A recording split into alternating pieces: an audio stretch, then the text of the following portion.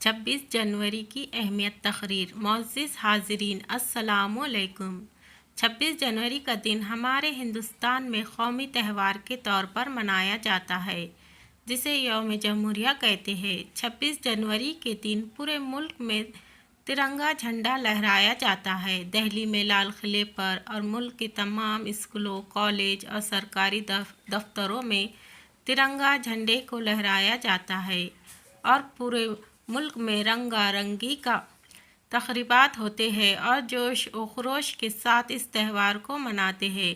आज़ादी मिलने से 1 साल पहले से ही दस्तूर साजी का काम शुरू हो गया था।